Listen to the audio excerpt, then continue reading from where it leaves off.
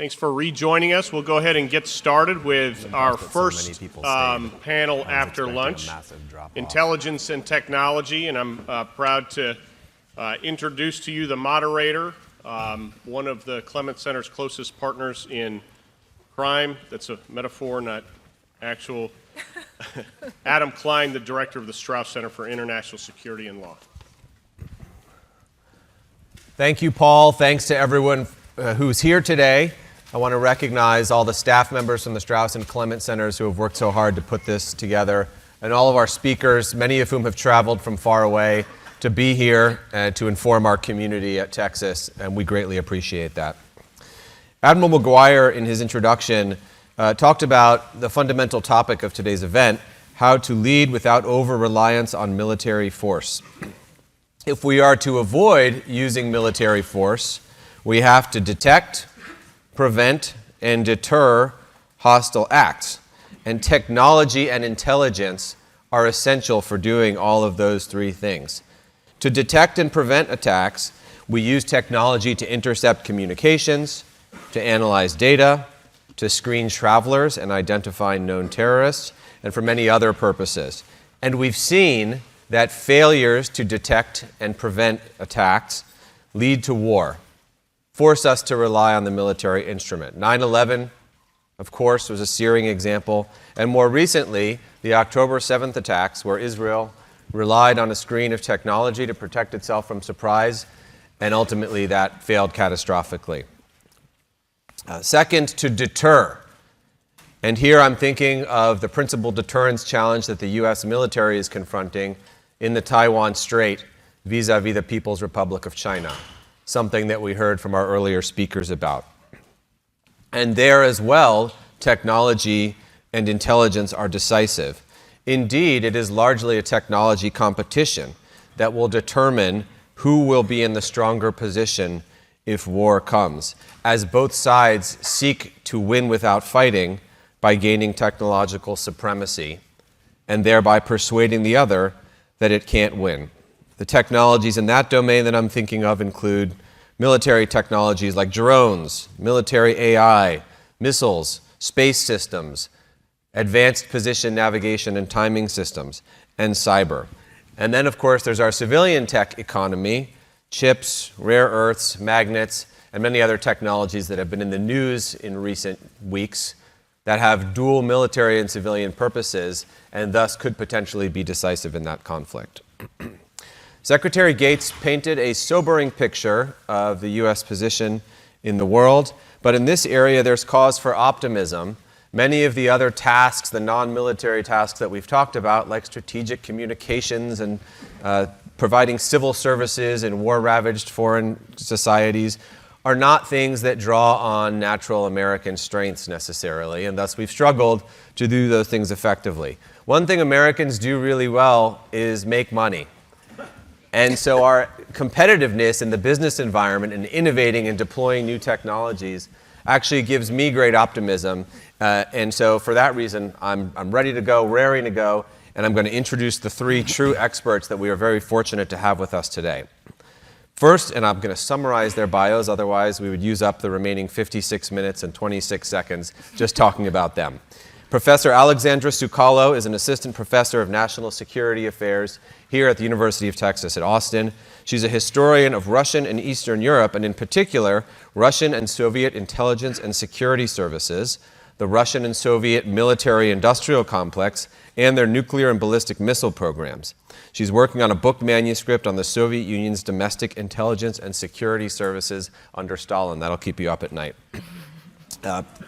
She has many impressive academic credentials from such places as Stanford, Yale, Barnard College. I should note, though, that before all of her academic appointments, she worked as a Eurasian analyst at the National Geospatial Intelligence Agency and the Central Intelligence Agency. To Professor Sukalo's right is Professor Paul Pope, who is a professor of practice at the LBJ School of Public Affairs and a distinguished fellow at the Strauss and Clements Centers and also our Intelligence Studies Project. He retired from the Central Intelligence Agency after multiple foreign tours, service as a chief of station, and many other senior managerial positions. He also has extensive U.S. military experience as an Army officer and has also served as the intelligence community's representative to U.S. Pacific Command, which, as we've been discussing, is a decisive theater for U.S. power and strategic competition today. And then finally, Kelly Magsamen joins us after having served as Chief of Staff to Secretary of Defense Lloyd Austin, where she had an overarching strategic view of operations in the Pentagon inside the U.S. military. She was responsible for leading the SecDef's executive staff and counseling and advising the Secretary on all matters concerning the department. She previously served as the Vice President for National Security at the Center for American Progress at DC think tank. She's also served as the Acting Assistant Secretary of Defense for Asian and Pacific Affairs and various other impressive positions on the National Security Council staff during the Obama administration. So thank you, Kelly Magsamen, for traveling from Washington to be with us today. I've asked each of our panelists to provide a brief, up to 5-minute introduction about a particular topic.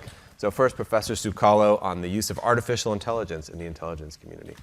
Absolutely. Well, thank you for that kind introduction, Adam. I want to talk about whether or not we should consider that we're in the midst of a technological revolution when it comes to the business of intelligence. And I would argue there's no question from my vantage point that that's what we're experiencing. And it's not just AI, although I do want to talk about generative AI and machine learning. I mean, there's so many things. I think we'll probably touch on a lot of them, whether it's biometrics or facial recognition, that has just complicated the business of intelligence. But I'm going to take a little bit of an optimistic take on where the U.S. intelligence community stands vis-a-vis these new technologies. The intelligence community of the United States has been incredibly flexible and adaptive. A lot of people say, well, you know, the business has changed. It's not going to look the same. You're not going to be able to meet. It's just impossible. And I would argue that that's not going to be the case. Yes, there'll be a learning curve. Yes, there will be growing pains.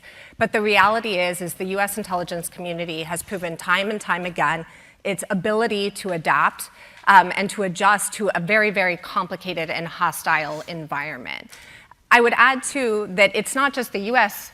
Intelligence community that's going to have to respond to these new technological changes. It's also our adversaries. And this is where particularly I'm heartened that the U.S. community is going to respond in a better way. In part, as Director Klein said, I studied the Soviet and Russian intelligence services. These are incredibly vertically hierarchical, calcified systems that are not really good at innovation and adaptability at the lowest levels, right? And this is exactly the environment where we need the officers on the ground to look at the situation and say, what do I need to do? I'm the one experiencing this challenge, whether it's ubiquitous technical surveillance or the challenges of using and circumventing biometric data, that are going to have the ability to make some decisions on the ground that are going to improve the practices. So I'm more optimistic about the U.S. intelligence community's ability in the long run to overcome some of these challenges. I will add, and Director Klein, you're better positioned to talk about this than I am, that where I'm a bit nervous is the way that the U.S. community is understandably and rightfully so constrained to act through our own laws and concerns of citizen data and privacy. Our adversaries do not have that same concern. And so with generative AI, with the collection of citizen data, they don't have scruples in the same way that we do. And this is an advantage that I would say that they have. So I look to August of 2025 as a case point.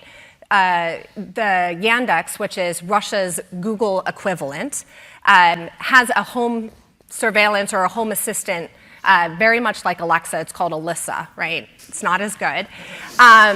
But the FSB, so this is Russia's equivalent of the FBI, requested complete and total access to all Alyssa home systems. They brought this to court in Russia when Yandex denied them, and they won the case, right? The fine that Yandex received was very, very minor. I mean, we're talking a couple $1,000s, so nothing that's really going to hurt them. But the reality is the FSB is going to continue to press until they have this access to all home surveillance systems within Russia. So this is just a case in point where there is an adversarial advantage because they're not beholden to the same sort of privacy laws that we are in the United States. And it's something that the U.S. intelligence community is going to have to address and deal with. But that being said, this aggregate data that we're collecting just through AI and being able to process it with the speed that we haven't been able to before also poses certain advantages. And I bring another case study. This is a China instance. So China has about 700 million surveillance cameras on its streets collecting data using facial recognition. Obviously, that makes it a very difficult operational environment for our intelligence officers there. But it's also proving slightly problematic for the Chinese. And there have been reports in the open press that data is being sold by Chinese who have access to these surveillance cameras on the dark web. So this is another, potential point where a lot of data may actually prove to be our advantage, even though we're more restricted in how we act in this environment. So I think I'll just leave it there. Thank you, Professor Pope. Okay, thank you. I thought I would take just a second and break down the question of intelligence and technology into what I think are four key missions. And sometimes when we're talking about it, we may be moving between those up here.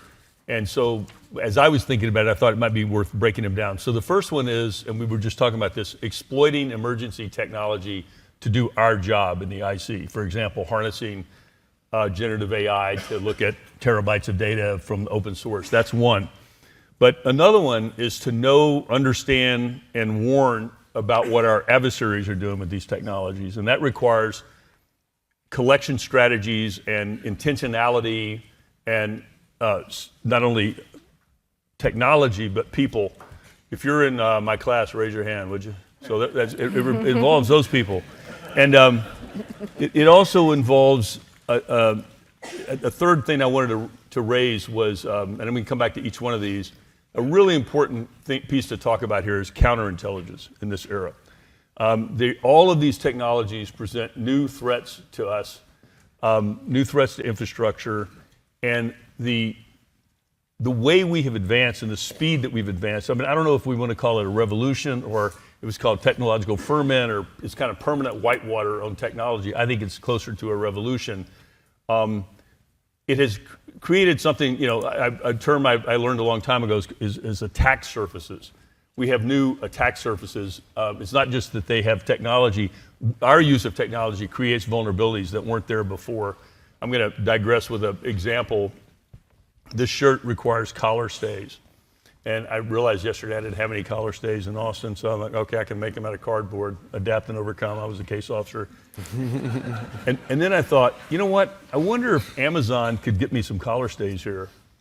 So yesterday when as I was going to work, actually before I left the closet, I opened it up. They had it. They had a same-day delivery. And when I came home yesterday about 4 to get ready for this dinner we had last night, my collar stays were there. And that level of logistical precision, companies running just-in-time inventory using that system is in itself a national vulnerability that we have to recognize. And then the last thing I wanted to mention, and you've already raised it, and I appreciate you raising it, but as an operations officer, it's kind of relevant if there's 100 million cameras in your country. We need to be able to operate around the globe. And we can talk about this more. I believe we can, but we can't do it the way we've done it in the past. I believe human is still critical, and I believe we can succeed in that realm, but we're not going to doing it the way we did. And it's not just human operations, it's other things. I mean, if you're NSA, all these technologies are challenging. And so those four kind of mission spaces, exploiting that stuff to all the technology that's emerging to do our work better, knowing and understanding what our adversaries are doing, what their intentions are with it, how they're developing it, and what they want to do. And then our counterintelligence being adapted to this. And then finally, we got to operate everywhere on the planet's surface or be able to, and maintain not a cowboy attitude, but a confident attitude that we can get things done that we need to get done for our country when we're pressed to do it. Great. Magsamen. Well, thank you, Adam, for having me. Great to be here. I figured I'd talk a little bit about the defense tech boom that is underway that everybody is talking about, at least in Washington and Silicon Valley. I mean, I hesitate to use words like inflection point or decisive moment, but I really do think we are at that phase as it relates to the Department of Defense and use of technologies, innovative technologies. This is, years in the making, quite honestly. I mean, Secretary Carter was leading the way on this, established the Defense Innovation Unit. You had ongoing work through multiple administrations. And then, of course, last week, Secretary Hegseth gave a pretty significant speech on acquisition reform, and I think it's going to change the way that the department really does engage with commercial technology and software in a way that's going to help us significantly. So, I think we're entering this golden age, I think, of innovation and defense technology. The question will be, can we scale it? Can we institutionalize it? And that's a really important part of this, because it's fine to announce a whole bunch of new pathways and a whole bunch of reforms, but unless there's a governance structure behind that really driving that institutionalization of those reforms, they will fall flat. So can we scale it? Can we institutionalize it? And then thinking more strategically about how we bring in allies and partners into this mix early in the process. I think for me, personally, working for Secretary Austin, the Russian invasion of Ukraine was a terrible, obviously, international event, but it was also a wake-up call for the United States, the military, and our allies in terms of what we had available in our magazines, whether we were actually interoperable and interchangeable, as General Brooks described, which, by the way, we aren't, still aren't. It taught us that, innovations on the battlefield, the Ukrainians implemented different ways of waging war. We saw what was going to come with counter-UAS and drones, and so it was super instructive for us, the United States military, but also probably very instructive for some of our adversaries like the Chinese. But I really do think it was a kick in the pants, quite honestly, for the institution of the Department of Defense and for our allies and partners in terms of how we think about defense technology or dual-use technology, how we employ that on the battlefield, how we integrate it into our operational concepts, which is another area where I think we have a lot more to do. It's fine to have technology, but if you can't actually use it and figure out how it works within your battle plan, then it's pretty much useless. So I think we are in this phase, this sort of, we were in second gear, now we're in third gear. Can we get to fourth gear? And that's going to require a big shift in mindset across the department. So Kelly, there's a great tradition, or you might call it a macabre tradition, of military observers going to watch other people's wars to see how new technologies are driving tactics so that they can prepare their own forces to employ those technologies intelligently when they get embroiled in a war. You left government just a matter of months ago at the end of the Biden administration. So that was almost 3 years into the war between Russia and Ukraine. Can you tell us about the process from the U.S. government perspective of watching that war evolve, seeing the utilization of drones, first-person view, and other technologies, and how that shifted over the course of the war, and how the U.S. government and the military was digesting those lessons and making changes in response to them? Absolutely. Well, first of all, I state the point, at the outset that the war changed over time, which is really important. I think people think of it all as just this one big drone war, but it wasn't like that originally, right? There was a period of time where armor was important, a period of time where maneuver was important, and then, of course, counter-UAS and missile defense became extremely important as the swarm tactics and the drone tactics emerged on the battlefield. Can you just, for everyone, UAS, uncrewed aerial system, is that fair? Yes, okay. Fair enough. Unmanned, uncrewed, I guess. So certainly watching that progression of that battle, and learning lessons from that was critically important. One big lesson we learned was, back to the interchangeability thing, we actually don't have very good interchangeability, even with our NATO allies. Can you give an example, a concrete example? Just in terms of munitions and different variants of missile defense systems, et cetera, there were challenges there. Tanks as well, in terms of certain radios that worked on certain tanks, but couldn't talk to other, like German tanks couldn't talk to U.S. tanks, Abrams tanks, et cetera. So there were some challenges. Logistics was huge. I think there was a big push, obviously, for the employment of the Abrams tank, but the Abrams tank, as many people in this room know well, is basically an aircraft engine that runs full time. And so the logistics and maintenance tail to that is huge. And in the case of a Taiwan scenario where you don't have a Poland to be able to bring things back and fix, you can't get people forward into a logistics. And by a Poland, you mean a safe rear area where you can resupply into without being contested. So we also learned about just the use of AI in targeting. We did a lot of, I won't go into too much detail on that, but certainly our operators were very good at figuring out how to work with the Ukrainians on targeting and using artificial intelligence. So, we've learned a lot of lessons. The department actually did do a kind of lessons learned study, which will be public at some point in 20 years. But it's really important to learn those lessons. It also showed us that we needed mass and attritable systems. Now, attritable doesn't always mean, you can just throw it away. They still have secure comms, et cetera. I think those of us who hang out in defense tech circles know the word attritable, but we have a lot of students here who maybe... one way, attack, things that, you can lose without, significant cost, right. essentially. So F-16, not attritable. Not as attritable. Drone that costs $400, attritable. Yeah, Abrams tank, not attritable. Right. But it may be that something that costs $50,000 is attritable on a U.S. defense budget. Yes. Okay. And so that really informed, frankly, a lot of what we did on the Replicator initiative in the sort of last couple years of the Biden administration under Secretary Hicks's leadership to really try to get to basically be able to acquire commercial solutions for operational problems. So we started with sort of the drones and counter UAS, et cetera, and it's evolved over time. But we can talk a little bit more about Replicator at some point and where I think that needs to go. But it certainly did inform the department's views on what we needed to get into the system and how quickly we needed to also integrate our allies into that discussion. Right. Professor Pope, I talked in my brief introduction about surprise and avoiding surprise. Can you talk as an intelligence officer, and I should add, you served on the National Intelligence Council, the senior-most analytic body in the U.S. government, so you know the analytic side of the trade very well also. How does technology contribute to preventing surprise, but are there risks that it can also, if you over-rely on it, make surprise more likely? And perhaps before you dive into that, maybe a few words about what is surprise in the sense of a specific thing that intelligence analysts are concerned about?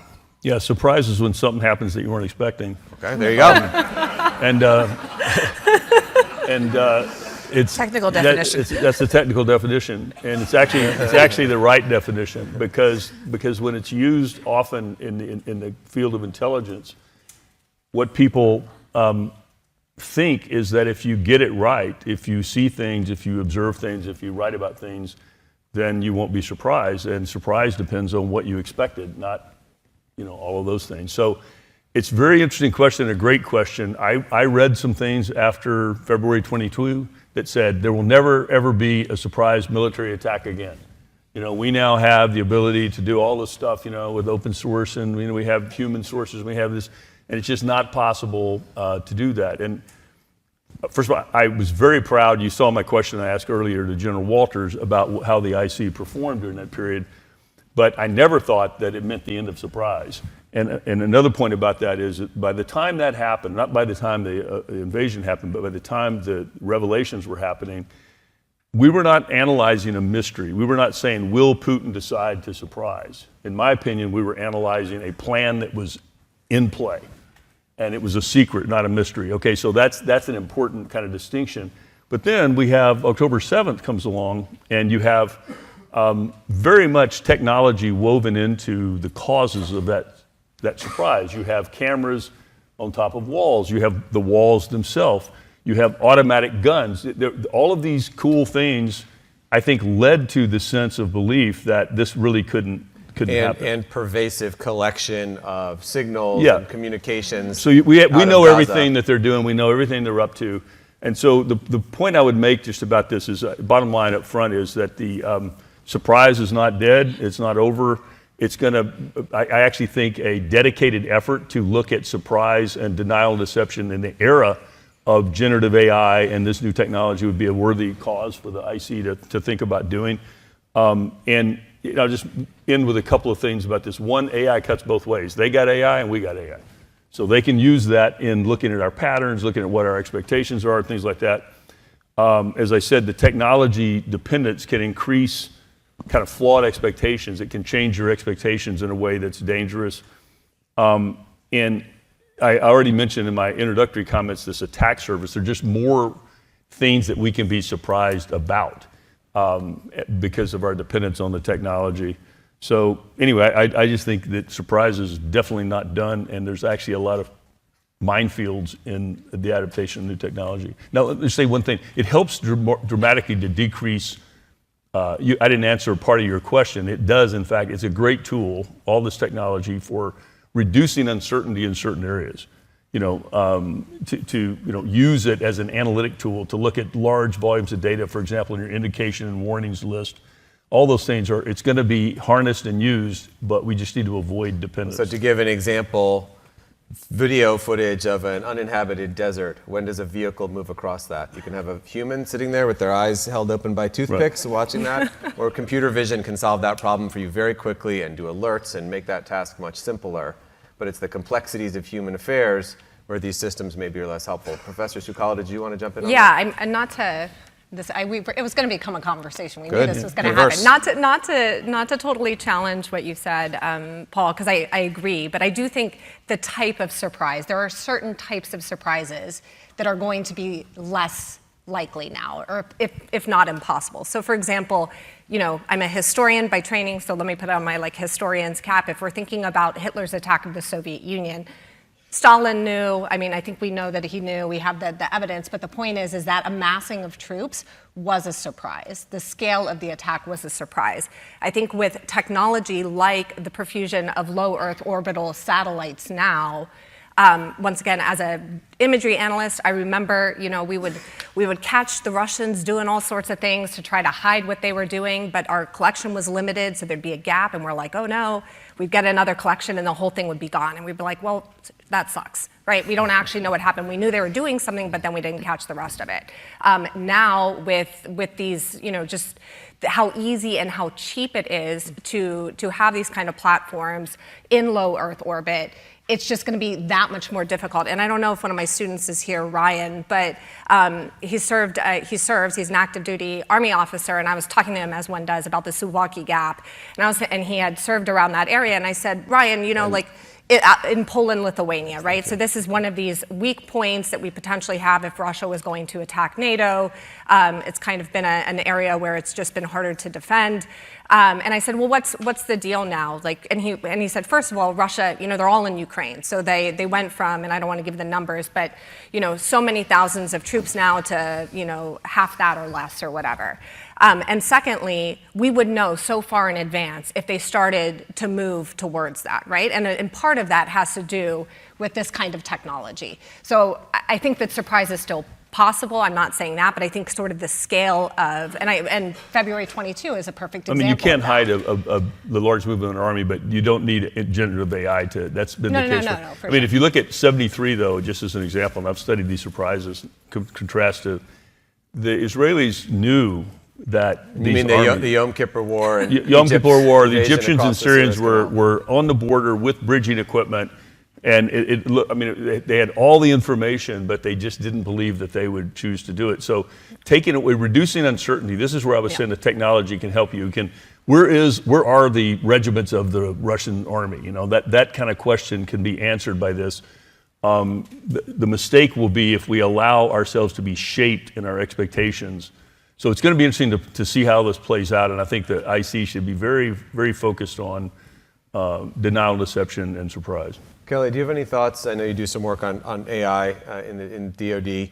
Do you have thoughts on the use of AI models for prediction at the strategic level and the potential risks of that? Yes, I think for AI, though, the places where I think DoD is going to most likely utilize AI, although it has a long way to go in actually using it, is going to be probably in the fires loop, ISR to fires loop. That's the big one. Can you explain that jargon for people who intelligence, have surveillance, no military reconnaissance, getting imagery pictures down to the operator and into the fires loop. Fires loop being... And having AI be able to discern targets. Okay, where's the target? Yeah. put that into the machine. Don't make me get too fired- technical. okay. I'm not a tech nerd. Just play one on TV. Okay. I'm an artillery guy. There you go. So, I think that loop is certainly at the sort of more tactical and operational level, one where AI is already going to, be pay dividends. I think also, the unsexy stuff, logistics. I think AI has an opportunity to play a significant role for the department, acquisition systems, all the back office stuff, all the big sort of data management related tools. But or AI applications at the sort of soldier and sailor level, being able to have it in the hands of the warfighter on the ground, I think that's going to be a critical area. But unless the combat, unless the people at the edge can really feel the benefit of it, that's where the adoption will take place.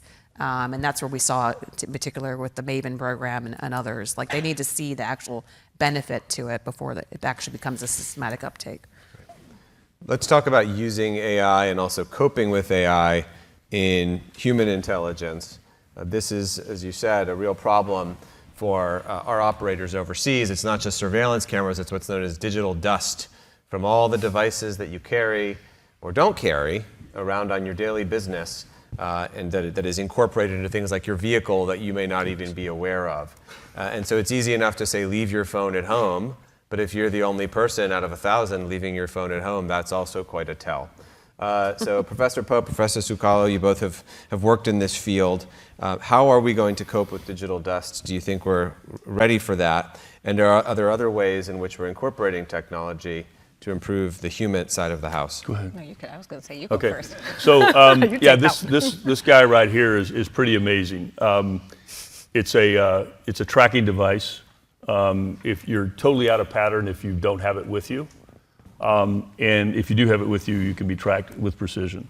If your phone, I can look at call detail records or other records where I'm pinging off cell phones and things. The police do this. You sit on detective shows, and I can find that these two people were in the same place at the same point. I can go back and look at the historical record of call detail records, for example, and see that, okay, this person's now under suspicion, and Mr. Pope called him 6 months ago. And so it's a whole, and this is not new, by the way. This is something that's been happening in this world for a long time. I once had to replace a passport that I had used up in Alias. You can't do that anymore. I wouldn't talk about it if you could, but it's kind of done. That's done. So it's a very different world. And I want to let Alexandra answer, but I just have to tell you that I asked ChatGPT the following question: is clandestine human dead? And I would encourage you, I won't read the whole thing, but I would encourage you to read, is clandestine human dead? Because the answer is probably better than what I would give you. It's a really excellent answer, and essentially what it's talking about is that we're going to have to develop people digitally. We're going to have more kind of transactional relationships with people, maybe not long-term penetrations. When you have 100 million cameras on the street, you're probably not doing personal meetings and things. So the tradecraft has to shift dramatically. And the one thing that's not in anything that they're talking about, that as an insider, I mean, my last job was the chief of tradecraft and training at Director of Operations before I came here. And I just think it's going to be more of a team sport, less of dependent on an operations officer to go out and just spot somebody. It's kind of analogous to me to elite special forces in terms of there's a big tail of people helping them and then a forward area that's working this. But human, I just want to flip this around real quickly. Imagine you're the security person, and I'm telling you don't worry about human because it's too impossible to do anymore. Is there anything for you to worry about if you're in charge of? I think it's actually the golden age for the trusted insider to rip off gigabytes of information. And I have confidence that my colleagues back at the agency are figuring that out. Yeah, so just to completely echo, digital dust, it's a thing, it's not going away. I'm not convinced that we have really good mitigation strategies for that, and I'll give you a couple examples. How many of you have ever tried to pay in cash for a parking garage in downtown Austin? It's almost impossible, right? So let's just say you were a case officer and you were going out to meet somebody. Where do you park your car? Right? So it doesn't leave a record. You got to use a credit card. Okay, what about paying for an asset for their information? How many of you carry cash in your wallet, right? I don't. I mean, when I'm not an active intelligence officer anymore, but I don't like carrying around cash, right? So that's an abnormal behavior in many ways, going to an ATM and withdrawing large sums of cash. And the thing that AI is going to allow us to do, right, is just the sheer data combing through so quickly. So for example, you use a burner phone. You turn that burner phone on, you call one person. You finish the call, you turn the burner phone off, right? In and of itself, a couple years ago, that would have been the great strategy to use. But now, that one flip on, that one call to call, that looks weird. Who are you calling? What is this? And then all of a sudden, it becomes a lot easier to track that information. So what I think is probably going to continue to happen is it's going to be more about it's a more analog approach, right? All of these adaptations that the intelligence community has made to sort of hide and obfuscate, whether it's traveling in alias or getting out of China to meet with an asset so you're not dealing with the 700 million surveillance cameras. Just the travel patterns alone is going to be problematic. It's going to show up, especially with the ability of AI to comb through records so quickly. So what's going to end up happening, in my view, is that it's going to be more analog. It's going to be literally meeting in plain sight, right? We're not going to be trying to hide as much what we're actually doing. Don't ask me what that looks like, right? This is why I'm sitting in academia right now and not, having my hair turn gray trying to figure that out. But I think that that's what it's going to have to become, because the reality is digital dust isn't going away. We don't have a lot of great mitigation strategies. The only thing that's on our side is that our adversaries are facing the exact same problem that we are. Yeah, fantastic. And I think the challenge here at the tactical level is that any anomalous pattern can be found, because the AI will do the unbelievably laborious data science work for you. Find me every phone that moved in an anomalous pattern that hadn't previously been, and it can do that for you. And you can work creatively, if you're a good counterintelligence officer, to think of all the possible anomalies that would trip up and detect a hostile foreign intelligence officer. It's incredibly difficult to hide patterns. The flip side on the strategic level is that AI is pattern matching. And bad strategic thinking is often pattern matching. And so if your adversary gets locked into a pattern, it becomes easier to deceive them. And in many ways, that's what explains 1973, October 7th, is you expect to see something because that's been the pattern, and your adversary capitalizes on that. And so perhaps on the strategic level, that's an insight that the U.S. can benefit from as well. Adam, can I just say one more thing? This is sort of advice to the IC kind of thing for this. And that is, I'm actually less worried about, it's an incredible challenge. It has been for a long time. It's daunting. We really need the human in many cases. We need less human than we used to because of, for example, open source and things, but the human we need is very critical.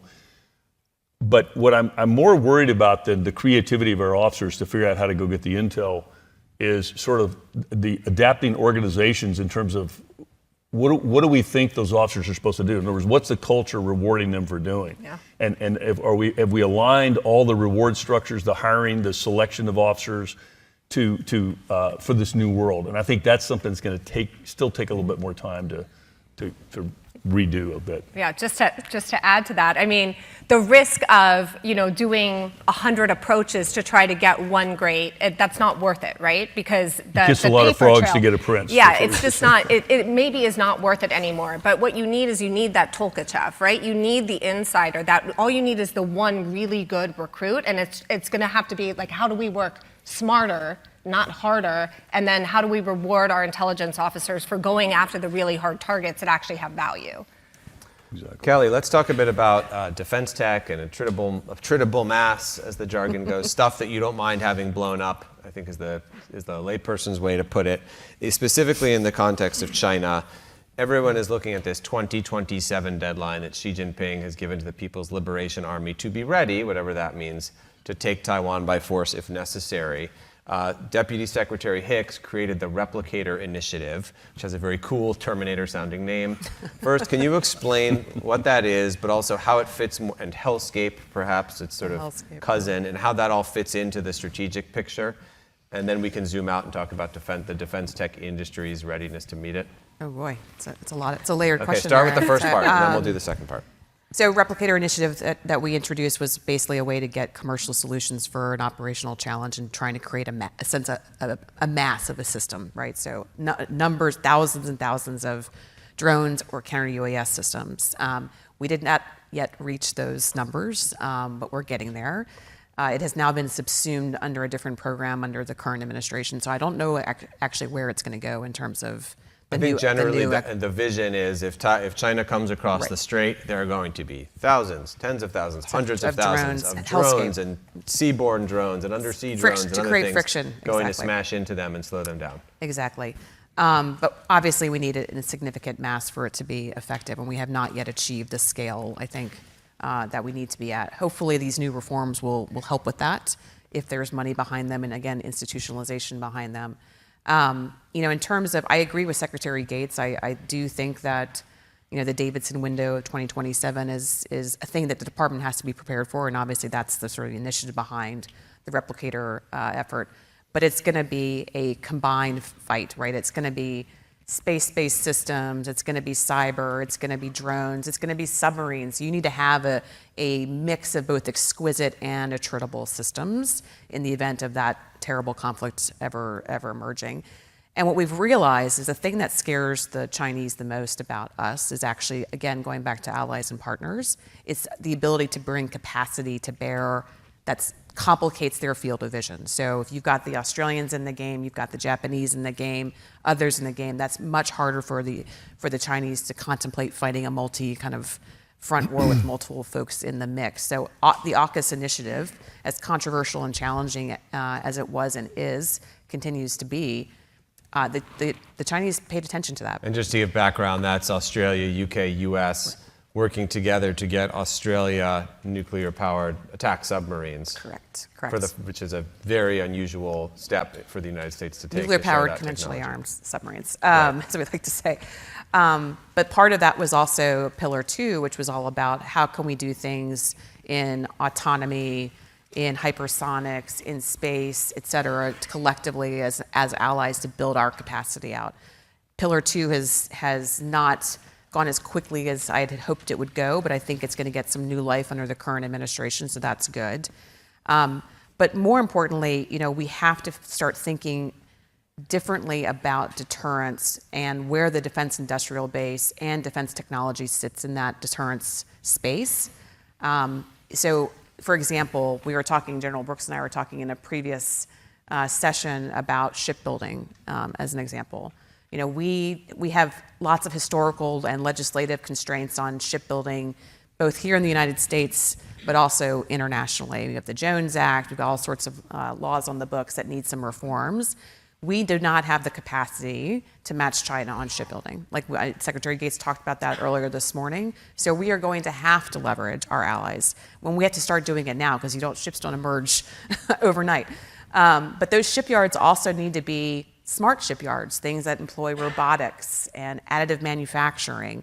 And I think that there's an opportunity, at least in my perspective, to really bring our allies in shipbuilding and sort of creating these hubs around smart shipbuilding, both in Australia and Korea and Japan, to create, again, that capacity. And that has a deterrent effect. When the Chinese start seeing us leverage that, that's important into the context of Taiwan. On the sort of defense tech itself, again, I think... And specifically, there's a lot of money going into that sector. There's a lot of hype. There's a lot of hype. Big deals being announced. Which places are you seeing actually generate fieldable capacity right now or soon, as opposed to counter-UAS? Okay. And a lot of that Secretary Austin was very focused on getting counter-UAS systems fielded. So there's been a lot of progress on counter-UAS. Obviously, sort of drone technology is prolific. I think we can get to scale there. But on other things, like hypersonics, quantum, et cetera, we're still latent in those areas, and I think it'll take much longer to sort of get to the place we need to be. But defense tech is not going to save us in a war. Like, we are going to have really exquisite systems, especially space-based systems that are operating, especially in the cyber domain, and we are going to have to be able to fight differently. And that's going back to the operational concept point I made earlier. We can have all of this great kit and all these great companies out there creating great kit, but unless our operators are using that kit effectively in the context of conflict, it's going to be basically useless. And so we need to get this technology into the hand of the warfighter in experimentation and exercises and training, and we need to do that with our allies so that they know how to use the kit that we're creating for the U.S. military. So it has to be a much more significant effort in terms of scope, in terms of sort of allies, partners, research, and then also how we do things differently. That's great. Thank you. Let's take some questions. I know we have, and especially if our students who are willing to put their hands up and get engaged, that would be great. Okay, that young man was the most assiduous, so you're up, sir. Blue and white stripes. I feel like I'm in a defense tech question. What? Defense tech. And please give your name, and if you're a student here, what school are you in and what year? Yes, I'm an undergraduate student in Cockrell, so I'm an engineer. How does the U.S.'s space private sector play a role in our intelligence gathering and how we can leverage this to compete with our adversaries? And additionally, what unique challenges and advantages does the private sector model allow us to outperform our adversaries who use mainly space, public or government-run space programs? Oh.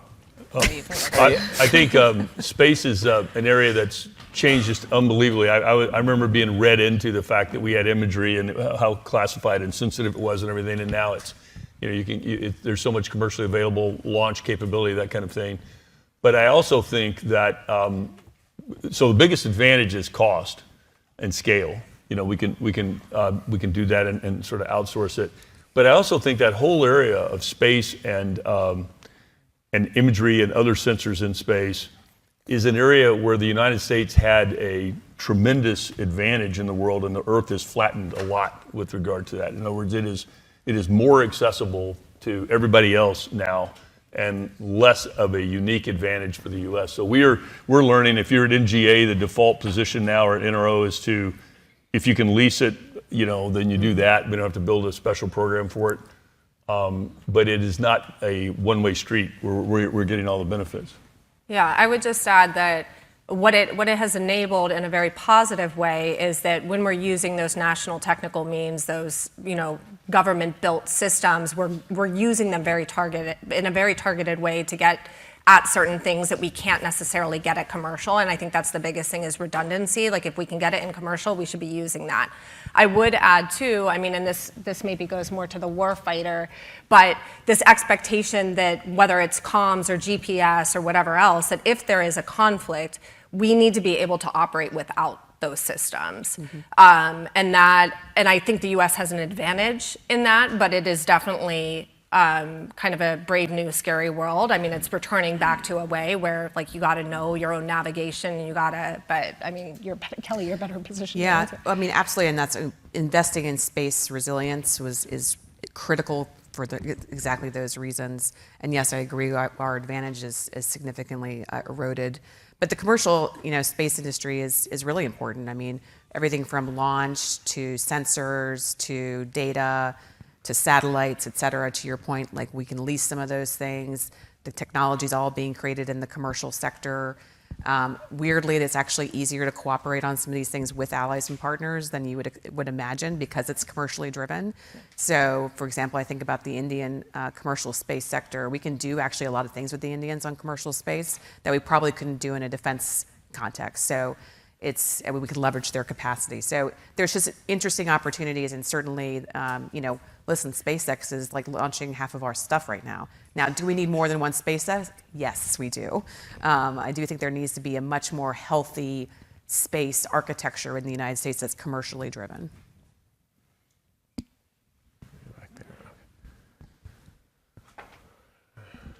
Thank you all for this fascinating panel. So we've heard a lot today. Oh, also a PhD candidate, history department here at UT. So we've heard a lot today about civil-military relations and about the role of the private sector in developing new technologies, and a lot of this has been externally focused. But a lot of people right now in the United States are concerned about private companies like Anduril or Palantir who are developing weapons of war, surveillance systems, and what that means for civil liberties. And I'm wondering what you think about that. It's a very good question. Maybe I'll start. I think it's incumbent upon, in the case of my experience, the Department of Defense, to really set sort of the guardrails around how some of these technologies are used within the department and by our military. And, those do exist. There is sort of AI strategy, for example, that the department issued last year. There's internal guidance that the Chief Data and Analytic Office issued in the department. So there are institutional mechanisms to govern some of the uses of these things. And certainly, even in a commercial context, many of these companies themselves also want to better understand how their technologies are going to be used within, the military. And, a lot of these companies have, they're made up of researchers from Russia and China, et cetera. So they don't all share a Palantir-like sort of patriotism. And so they themselves also want to be interactive with the government and the department and understanding how their technology is going to be used. So there are measures in place. I think that what the department needs to do is a better job, I think, of transparency as it relates to, in particular, how contracts are being let for certain high-end defense technology. I have my own concerns about some favoritism that's currently underway with a particular company who's a great company. A lot of my friends work for it. But a little bit more of a transparent, view of the competition and how these contracts are awarded. But certainly, it's in the department's, interest to try to have, institutional mechanisms and governance around all of these technologies. So, I'll just say I think there's too much of a focus on the companies, especially in the case of Palantir. What Palantir really is a widget that takes data in and gives you organized data and insights out. And many other companies could provide that widget, perhaps not as well, but the data is what's interesting, and the rules that allow you to manipulate the data. And all of that is generated and controlled by the government customer. Palantir doesn't have free license to take whatever data it wants and do whatever it wants with it. It's acting on orders from the government customer. There are very strict laws and rules about how you can commingle data and what you can use it for and what you can search it for. And Palantir or any other data integration provider, and there are some others as well, implements systems on the back end, and hopefully good ones. And Palantir has invested a lot of money in this, and other companies invest a lot in it as well, to make sure that those rules are being enforced when you query the data and analyze the data. So for example, at NSA, the rules are very restrictive if you want to go and look in foreign intelligence collection to find information about a US citizen or a person living in the United States. And all the systems have to be designed to enforce those rules. So the role of the private company is much less sexy, is perceived as more sexy than it actually is. And what we should be thinking about is, what data do we trust the government with? How do we want it to be using that data to protect us? And what's the balance between potential risks to civil liberties and other risks? There is a huge counterintelligence problem in this country right now. We do not have a bead on foreign intelligence penetrations in this country at a time when we are at great risk from Russian activity, Chinese activity, potential sabotage. We're seeing it in Europe, and if we go to war with China, we're going to feel it here. But the Department of Justice only ran something on the order of 300 wiretaps of suspected foreign agents last year. Do you think that's more or less than the real number? And if the answer is less, should we be concerned about that, and do we need to recalibrate what kind of data the government has access to or what kind of operations it's able to run? And so the lack of public trust is a real impediment to doing what we need to do. I just want to jump on that and agree that the public trust piece and the rule of law piece, you shouldn't, the U.S. government should have the ability, you want your NSA to be good at what they do. And so to keep NSA from being turned against the American citizens is not a matter of technology and NSA's capability. It's a matter of trust, control, and the law. And we have to have confidence in that. And if we lose it, it's a tremendous loss to our safety. The flip side of that is, if you lose trust, the incentive for the people who have lost trust is to break the agency, because they think it's going to be used against them. So this is what Professor Sukalo was talking about, how Russia has free reign. They can turn on everybody's Alexa or Alyssa and listen to them. But they don't have trust. And in our system, if you don't have trust, you won't be given authority, and you won't be given powerful technology and the ability to collect data. Trust is the coin of the realm for a government agency that allows you to do business and be given cool things to work with. Can I just add one more yes. to that? So, and another part of this is on the analyst, who is then going through the data or using the data, right? And this is part of the problem with OSINT, and this was in DNI Haynes's OSINT strategy for 24-26, is how do we train the next generation of analysts who are going to be dealing with data, especially something like open source data, where it gets messy and it could be pulling in data from U.S. citizens very, very easily. So what are the strategies that we do to mitigate that and stay in compliance with the law? And that tradecraft and training is going to be incredibly important moving forward to how we manage this data. This young man has had his hand up several times here in the front row. Hi, thank you for speaking today. Not a student yet, hoping to be a student at the School of Law though. My question is, with the integration of autonomous weapon systems such as Enduro's new fighter jet, how will we hold these systems responsible if something goes wrong? Will it be on the commanders who are actually using them in the field or the company? Thank you. Well, it definitely will be on who's operating the system. So this is why it's important to have a human, on the loop, we call it, rather than in the loop. It's critical for just basic command and control and accountability for targeting. So yes, of course, there'll be, it will not be the company necessarily per se that's held accountable. It'll be somebody who's operating the machine. But it's going to, it's going to be a challenge. This is not how we've normally operated as a military.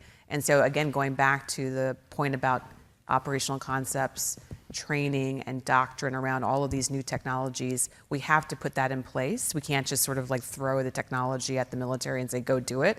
There's got to be a back-end institutionalization to it to ensure that there isn't mistakes made or try to minimize and mitigate the chances that there is a missed target or whatnot downrange. Great question, thank you. Okay, I see vociferous advocacy. Sorry, sir, for the young lady there. She had several people advocating for her. Numbers count. Yeah, thank you. Before I ask my question, I'd like to thank my advocates. My name is Sophia Bon Jovi, and I'm a government student, and I'm a senior here at the undergraduate school. And it seems like it's no secret that these emerging technologies of all sorts are a great benefit not only for military expansion, but for non-military instruments of power. And as the private sector and the government alike is growing in these really new and emerging kind of prospering industries, I guess I'm wondering, because of course our adversaries are doing the same and they're also pursuing these ambitions, and I'm curious to hear, what should we do in this race to AI, right, and to race to develop AI to stay ahead in this technology space? Well, you can come take my course, AI and National Security, next semester. Sign-ups are open now. Plug, yeah. Well, we have to stay ahead, so I agree with the premise of your question, because the only other country that is really competitive happens to be our number one geostrategic adversary. And they are very competitive. They are very formidable. I don't think we can scoff at them and say they'll never develop another Silicon Valley. A lot of people think they already have, and that it might be ahead of the real Silicon Valley in some things, particularly in robotics and embodiment of AI in hardware systems. This is where foreign policy and domestic regulation overlap, because the domestic regulatory environment at the federal level, but also the state level, will determine whether we can race ahead and out-innovate China on things like training frontier AI models, self-driving, where they are really far forward. They're doing really well. And self-driving has potential military applications. It obviously will allow us to scale a globally relevant industry that will give us latent industrial capacity, like General Brooks was talking about. But if we overregulate ourselves to death here in the United States, we won't be able to do that. And so you've seen different approaches to federal regulation. Right now it's hands-off, laissez-faire, go ahead and try stuff. But also state regulation. States can clog the system up too. Texas had a bill last year that was proposed that probably would have clogged up AI development here in Texas. So domestic regulation actually is important for national security. So sort of picking up on that, I mean, I think there's a balance between regulation for public safety and competing with China on AI. And it's going to be a give and take on that front.